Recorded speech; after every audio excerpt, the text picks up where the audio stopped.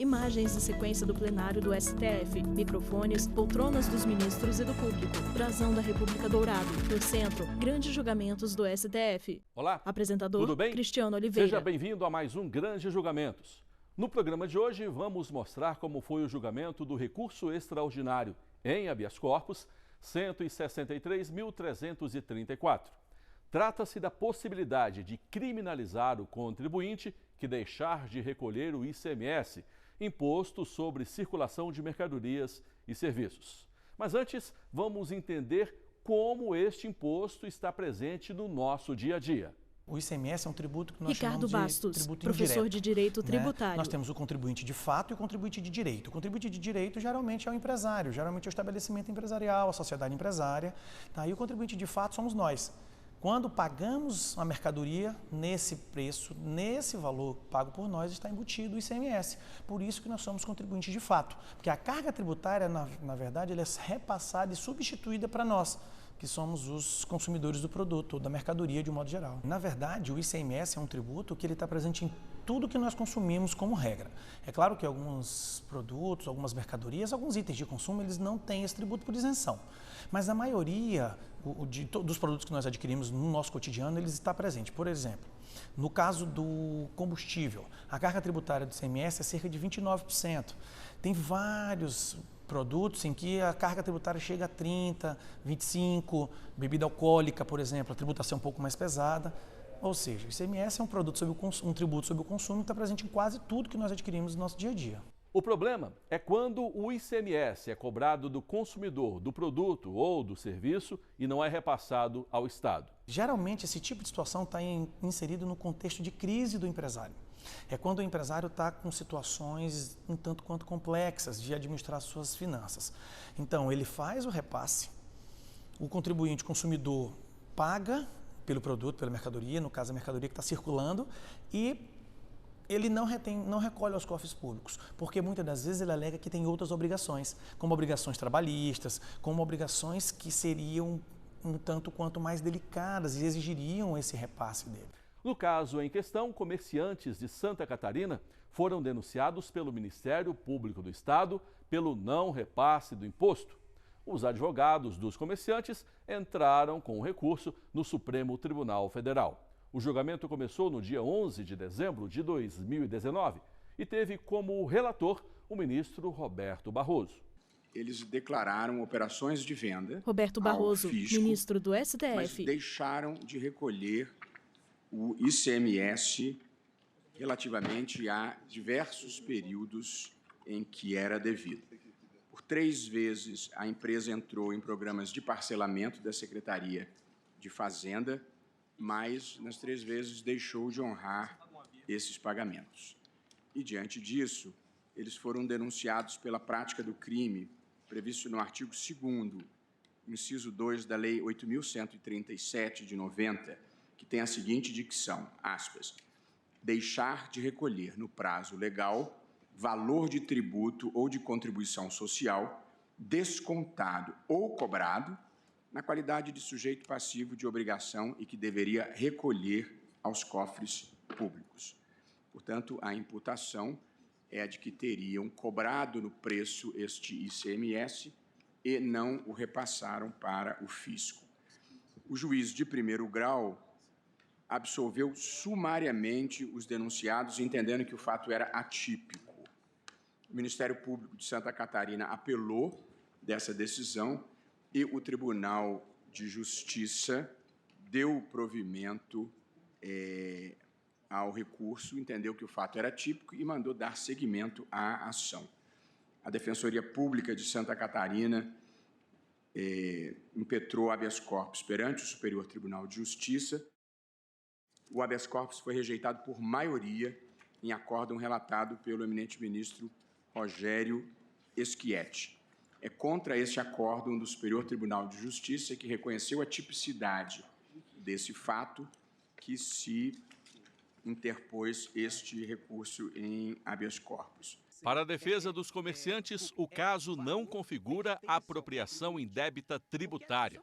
motivo pelo qual os advogados pediram o arquivamento da ação penal em que os comerciantes são réus. Se para furtar Igor Mauler Santiago, advogado. Fiscal, comete evasão de divisa ou outros artifícios que incorram em condutas criminosas, poderá ser responsabilizado por isso, mas não pelo fato de ter declarado e não pago, ainda que a dívida seja elevada. Essa questão não está nos autos, a dívida é de R$30 mil.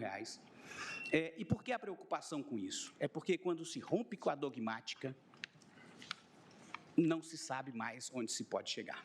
Essas exceções tendem a ser expansivas. Por segurança jurídica, Tiago Iuquio, ou pela defensor público. Ideia da irretroatividade da jurisprudência penal, jurisprudência constitutiva do injusto penal, é preciso que essa decisão não atinja de forma surpreendente os contribuintes que até então não poderiam saber que essa conduta é criminosa.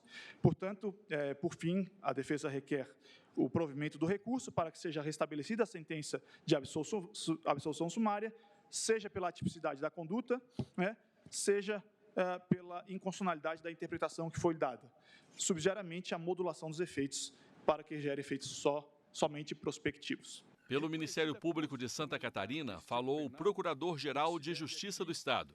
Ele chamou a atenção para a diferença entre inadimplemento e apropriação indébita. Nós não estamos diante Fernando da Silva Comim, Procurador-Geral de Justiça MPSC. Da conduta do agente que se apropria de valor que está embutido, abaixa a cabeça, no preço da operação e não repassa a quem de direito, no caso, ao Estado. Tanto assim que a norma que regulamenta o imposto de renda de pessoa jurídica, que é o Decreto-Lei 1598, de 77, ele preconiza que na receita bruta não se incluem os tributos não cumulativos cobrados destacadamente do comprador ou contratante pelo vendedor dos bens ou pelo prestador de serviços na condição de mero depositário. Em seu voto, o relator, ministro Roberto Barroso, também ressaltou a importância de haver o dolo, ou seja, a clara intenção de não recolher o ICMS, para que seja configurado crime, e negou o provimento ao recurso. Ele se financia com o dinheiro Roberto dos Barroso, outros, que recebe ministro do STF. do consumidor, que no fundo é o contribuinte de fato, e atua de maneira predatória no mercado. É este contribuinte que a gente quer acolher, o devedor quanto mais, e não o inadimplente eventual que esteja passando por uma dificuldade. Portanto, o dolo de apropriação, o dolo da apropriação deve ser apurado na instrução criminal a partir de circunstâncias objetivas e factuais, das quais, presidente, exemplificativamente eu cito algumas: inadimplência reiterada, venda de produtos abaixo do preço de custo, criação de obstáculos à fiscalização, utilização de laranjas, ausência de tentativa de regularização da sua situação fiscal, encerramento irregular de atividade com abertura de outras empresas. Aí caberá ao juiz, do caso concreto, constatar se houve dolo, se é um devedor quanto mais, ou se é um comerciante que está vivendo as dificuldades que, eventualmente, qualquer comerciante possa viver num país como o Brasil. O ministro Alexandre de Moraes acompanhou o relator. E parece que não há dúvida da tipicidade Alexandre de Moraes, conduta. Ministro do STF. Aqui também afasto outra tese defensiva que teria por objetivo restringir esse tipo penal só à hipótese de substituição tributária, não atingindo o que a própria tese diz, o famigerado ICMS próprio. Não. O artigo 2º, inciso 2, atinge tudo, porque o sujeito ativo do crime é o sujeito passivo da obrigação tributária.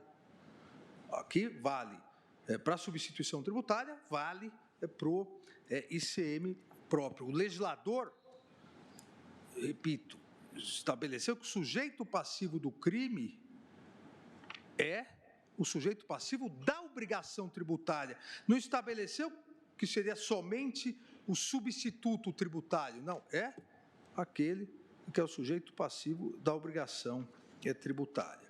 E é a cargo do empresário a retenção desse valor e o repasse ao fisco. O ministro Gilmar Mendes pediu para antecipar o voto, pois não estaria presente na sessão seguinte, e abriu divergência. Com a devida vênia ao respeitoso Conselho, Gilmar Mendes, ministro do STF. Meu voto vencido, proferido no RG 574/706, e compreendo que os elementos normativos descontado e cobrado não se aplicam no caso em tela, para fins de imputação do delito de apropriação indébita tributária.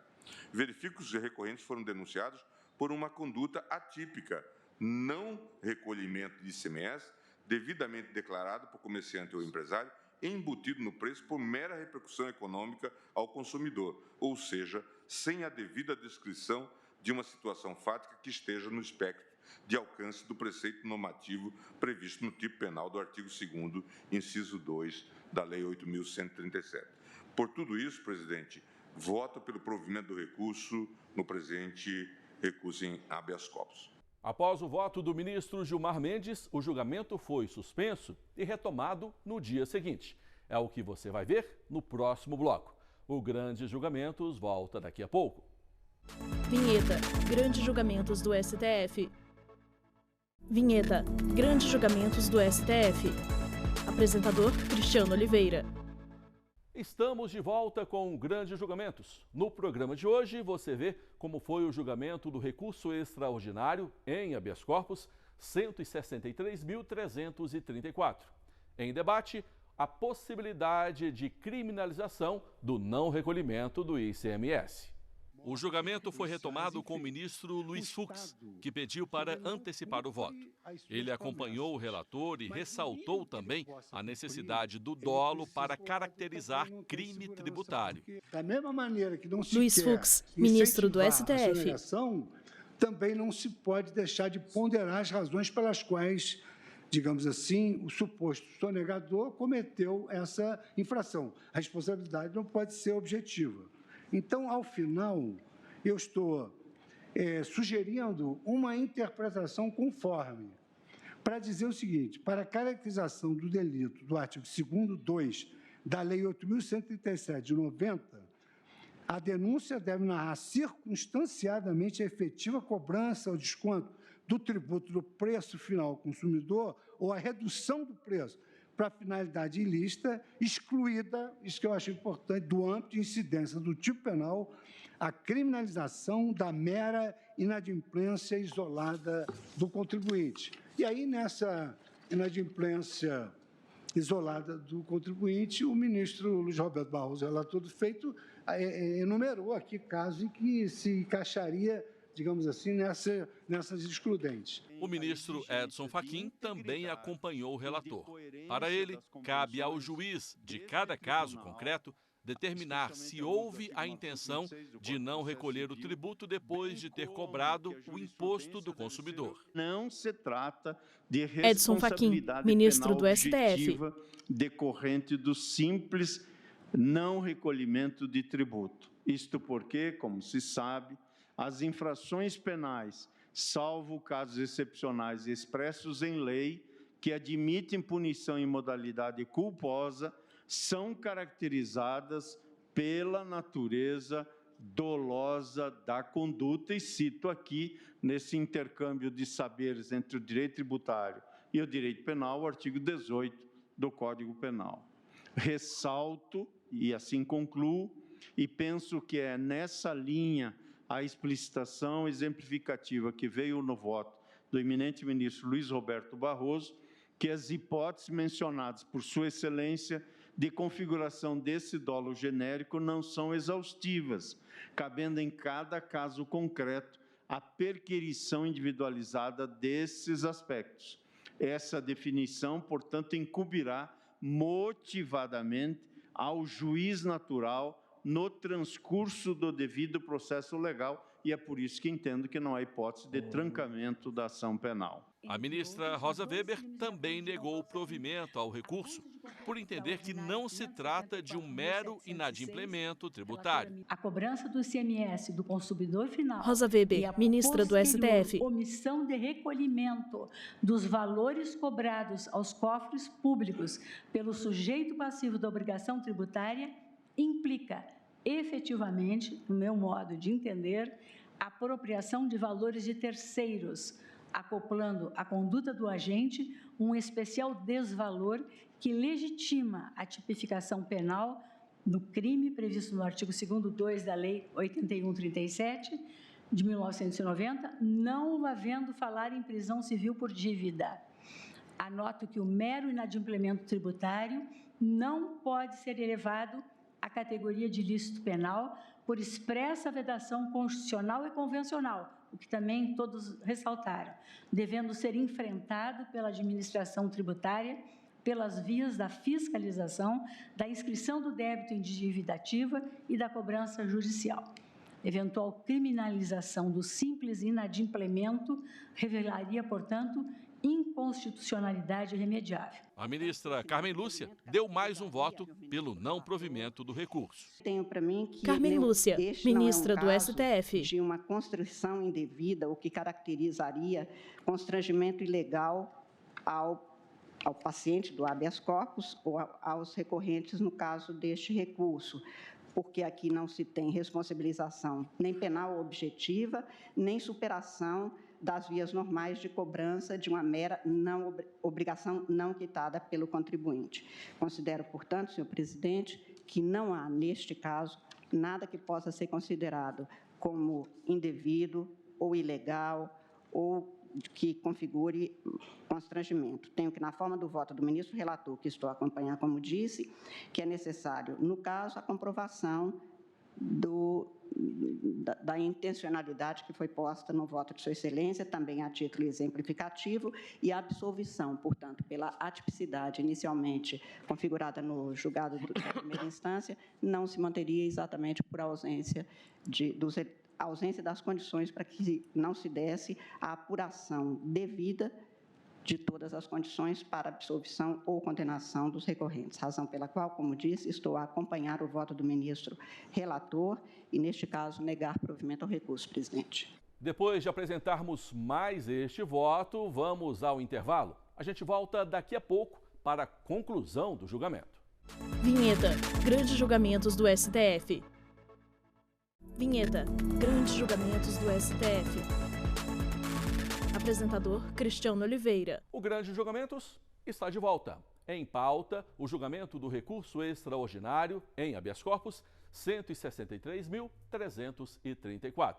Os ministros debateram o enquadramento penal do não recolhimento do ICMS, regularmente declarado pelo contribuinte como apropriação indébita. Até o momento, apresentamos os votos dos ministros Roberto Barroso, Alexandre de Moraes, Luiz Fux e Edson Fachin, e das ministras Rosa Weber e Carmen Lúcia, pelo não provimento do recurso. O ministro Gilmar Mendes, que tinha sido o único a votar a favor do recurso, foi acompanhado pelo ministro Ricardo Lewandowski, que citou o voto da ministra Maria Tereza de Assis Moura no julgamento do Superior Tribunal de Justiça. Estamos no plano jurídico, não no plano da moral, Ricardo Lewandowski, ministro do STF. Por parte do Estado, de uma política pública para incrementar, enfim, esta arrecadação. Mas, diz ela, não é correto juridicamente considerar que o valor do ICMS embutido no preço tenha sido dele cobrado ou descontado. Essa também foi a conclusão a que chegou o ministro Gilmar Mendes, senhor presidente. No seguinte sentido, entre aspas, os termos descontado e cobrado, elementos normativos do tipo sem os quais não há que se falar em crime, não devem ser aplicados a casos em que, por mera repercussão econômica, o comerciante repassa o seu ônus tributário no preço final da mercadoria do consumidor. Então, senhor presidente, pelo meu voto, pedindo vênias ao eminente relator, Vênia, e aos demais que o acompanharam, então eu adoto o ponto de vista da divergência inaugurada pelo ministro Gilmar Mendes e acompanhando-o em todos os seus fundamentos para dar provimento ao presente recurso ordinário em habeas corpus e como voto. A divergência também foi acompanhada pelo ministro Marco Aurélio. Em direito, meio justifica Marco Aurélio, ministro do STF. Principalmente se estamos aqui a lidar com esse bem maior do cidadão, que é o direito de ir e vir. Peço vênia, a maioria já formada, absoluta de 6 votos, aos colegas que me antecederam, entendendo de forma diversa, para prover o recurso e subscrever o que lançado pela ministra Maria Tereza no precedente que foi citado na sentença do juízo e subscreveu e sustentado por sua excelência ao votar vencida no julgamento desse habeas corpus. É o meu voto. Com a ausência do ministro Celso de Mello, só faltava o voto do ministro Dias Toffoli, que pediu vista ao processo. O julgamento foi então interrompido e retomado na sessão do dia 18 de dezembro, com o voto do presidente. Ele negou o provimento ao recurso, mas ressaltou a importância de se determinar a existência ou não de dolo. Já consegui Dias Toffoli, presidente do STF. Nas turmas, que muitas vezes, sim, o Estado usa da criminalização na área tributária como uma longa mano de arrecadação. A ratificação penal é para auxiliar o Estado nessa arrecadação. Daí a sua importância para a proteção da ordem tributária, como nos fez lembrar o relator em seu bem fundamentado voto. Entendo, portanto, que as circunstâncias que ensejam o não recolhimento do tributo podem, sim, caracterizar a apropriação indébita tributária tipificada no artigo 2º, inciso 2 da Lei 8.137/90, seja por parte do responsável, seja por parte do contribuinte. Para tanto, tal como apontou o relator, para se distinguir o ilícito penal da mera inadimplência, há que se demonstrar o elemento subjetivo do tipo que é o dolo, vale dizer, não é qualquer inadimplemento. Demonstrar que o responsável ou contribuinte tem consciência e tem a vontade explícita e contumaz de não adimplir com o fisco, ou seja, ter a vontade consciente e deliberada de apropriação dos valores do fisco. Essa constatação deverá ser aferida a partir de circunstâncias factuais objetivas em cada caso concreto, como, por exemplo, a contumácia delitiva, ou seja, devedores que fazem do inadimplemento seu modus operandi. Essa perspectiva serve para distinguir esses devedores contumazes daqueles que, em virtude de circunstâncias excepcionais, deixam de pagar o tributo em um ou outro mês, sem praticar preços predatórios, ou se valer da inadimplência como meio de distorcer e influenciar de maneira deletéria na concorrência do mercado, demonstrando a intenção de quitar os débitos e retomar a regularidade perante o fisco. Nessa hipótese, como apontado pelo relator, não haveria dolo de apropriação essencial à tipificação do ilícito penal. Em face dessas considerações, pedindo as mais respeitosas vênias aos votos que divergiram do voto do relator e dos que o acompanharam, também eu voto no sentido de negar provimento ao recurso ordinário, acompanhando o relator. Após o voto, o presidente Dias Toffoli anunciou o resultado do julgamento. Por maioria, foi negado provimento ao recurso Dias ordinário Toffoli, em habeas corpus presidente do vencidos. STF. O ministro Gilmar Mendes, o ministro Ricardo Lewandowski e o ministro Marco Aurélio, que a ele davam provimento. Feita a proclamação, passo agora a palavra ao relator para eventual fixação de tese. Pois não, presidente, nós estamos aqui Roberto Barroso, ministro do STF. O comportamento empresarial ilegítimo que gera a concorrência desleal. E em muitos mercados ela é muito evidente. E é preciso, o presidente também pontuou, estava no meu voto, que haja dolo, a intenção de se apropriar daquilo que não é seu. Portanto, ninguém está pretendendo punir o comerciante que esteja numa situação financeira adversa e não tenha conseguido pagar 1 mês, 2 meses de tributos. Portanto, presidente, a tese que eu estou propondo aos colegas, bem próxima da semana passada, mas acrescentando algumas preocupações que foram manifestadas, inclusive pelo presidente, é a seguinte: o contribuinte que de forma contumaz e com dolo de apropriação, deixa de recolher o ICMS cobrado do adquirente da mercadoria ou serviço, incide no tipo penal do artigo 2º, inciso 2, da Lei número 8.137, de 1990. Portanto, o acréscimo é a referência expressa de forma contumaz e com dolo de apropriação.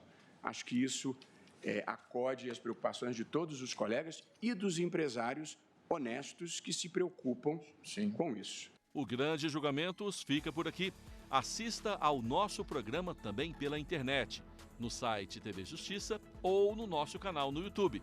Até o próximo programa. Créditos finais. Direção, Betânia Vitor Veiga. Produção, Joyce Pires. Cabelo e maquiagem, Kelly Matheus. Figurino, Thalita Oliveira. Apresentação, Cristiano Oliveira. Edição de texto, Flávia Metzger. Cinegrafia, Luiz Guilherme Lázaro Filho. Assistência técnica, Kleber Leite e Carlos Ferreira. Iluminação, Luiz Moura e Ítalo Cândido. Operação de áudio, Javes Júnior e Sidney Almeida. Edição de pós-produção, Dácio Araújo. Videografismo, Lucas Matias. Audiodescrição, Visuáudio. Narração e roteiro, Ana Luísa de Franco. Núcleo de programação, Rosa Wazen. Núcleo técnico, Fábio Guedes. Núcleo de produção de programas, Flávia Soledade. Supervisão, Coordenadoria de Gestão da TV e Rádio Justiça. Secretaria de Comunicação Social, STF. Realização, TV Justiça Essencial 2020.